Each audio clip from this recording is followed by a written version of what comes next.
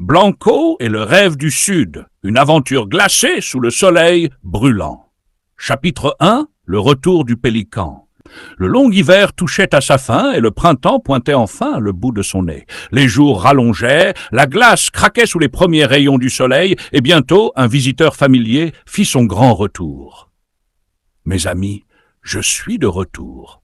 C'était Paco, le grand pélican d'Amérique, de retour de son voyage dans le sud.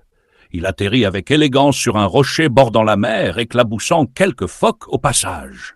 « Oh, Paco, raconte-nous le Sud !» s'exclama une hermine, tout excitée. Les animaux se rassemblèrent autour de lui, les yeux brillants de curiosité. Paco bomba le torse, prêt à captiver son public. « Ah, le Sud, un vrai paradis !» dit-il en fermant les yeux, comme pour mieux s'y replonger. Il continua d'une voix théâtrale. Imaginez une mer d'un bleu profond qui s'étend à perte de vue, une eau douce et chaude qui chatouille les pattes, des vagues qui murmurent des secrets aux coquillages, et le sable, chaud, moelleux, doré comme du miel. Blanco, le grand ours polaire, ouvrit grand les oreilles. « Et le soleil ?» demanda-t-il. « Oh, mon cher Blanco, le soleil y brille du matin jusqu'au soir, enveloppant tout d'une douce chaleur. On peut se prélasser sans jamais grelotter. Et les couchers de soleil, un feu d'artifice de couleur, or, rose, violet, la mer devient un immense miroir enchanté. Les animaux restèrent silencieux, émerveillés. Mais Blanco, lui, il avait déjà la tête ailleurs. « Et si moi aussi j'allais vivre dans le sud ?» murmura-t-il en fixant les étoiles. Chapitre 2, le grand départ. Blanco ne parlait plus que de ça. Pourquoi devrais-je rester ici à grelotter alors qu'un paradis existe ailleurs? Son idée était faite, il allait partir vivre au Mexique, mais ses amis n'étaient pas convaincus. « Blanco, nous sommes faits pour vivre ici », tenta de lui expliquer un vieux renard arctique. « Tu es un ours polaire, ton épaisse fourrure te protège du froid, pas du soleil brûlant », ajouta une chouette des neiges. Mais Blanco n'écoutait pas. « Pfff, je suis grand, fort et malin, je vais m'adapter !» Il prépara un baluchon rempli de poissons séchés et se mit en route, tout excité. Chapitre 3. Un voyage semé d'embûches. L'aventure commença à peine que Blanco dut déjà affronter son premier obstacle, la banquise fondante. Il sauta de plaque en plaque, manquant de tomber à l'eau à plusieurs reprises. La forêt tropicale. Ici, il croisa un jaguar rusé. Un ours polaire ici? Ah! Je vais vivre au Mexique sur la plage, déclara Blanco fièrement.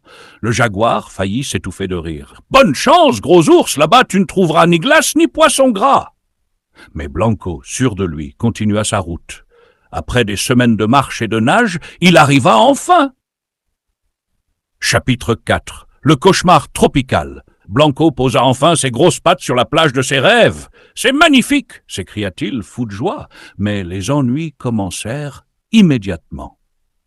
Le soleil était trop fort. Blanco, habitué au froid, transpirait comme un glaçon en train de fondre. L'eau était chaude et bizarre. Il plongea, ressortit aussitôt en grimaçant. « C'est quoi cette soupe chaude ?» Les poissons étaient trop rapides. Il tenta d'en attraper un, mais il ne savait pas nager vite dans cette eau tiède. La jungle était effrayante. En cherchant de l'ombre, il marcha sur un serpent. Sssss, un intrus. Affolé, Blanco s'enfuit à toute vitesse et trébucha sur un crocodile endormi. « Gah! Qui ose me réveiller ?» Terrifié, il détala comme un lapin. Il se cacha derrière un palmier, essoufflé, affamé et malheureux. Ce n'est pas un paradis. C'est un cauchemar. Chapitre 5. La révélation. Un matin, alors qu'il était en train de faire un éventail avec des feuilles pour se rafraîchir, Paco, le pélican, arriva. « Blanco, que fais-tu ici ?» Blanco leva des yeux épuisés vers lui. « Je voulais vivre au sud, mais je crois que c'était une très très mauvaise idée. » Paco hocha la tête et posa une aile amicale sur son épaule. « Mon ami, nous sommes tous faits pour des endroits différents.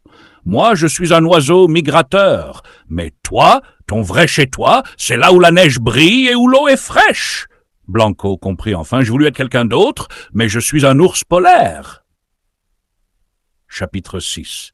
Le retour est la dernière épreuve. Blanco devait retrouver le nord. Mais le voyage retour fut encore plus difficile. Il se perdit dans la jungle, faillit tomber dans un marécage boueux et dut fuir un aigle trop curieux. Il traversa une mer agitée, portée par un courant qui le fit tourner en rond. Mais enfin, il vit la banquise, au loin. Le nord, mon vrai chez moi. Dès qu'il posa les pattes sur la glace, il se roula dedans comme un chiot heureux. Ses amis l'accueillirent avec des rires. « Alors, comment était le sud ?» demanda le renard arctique. Blanco éclata de rire. « Disons que ce n'est pas fait pour moi !»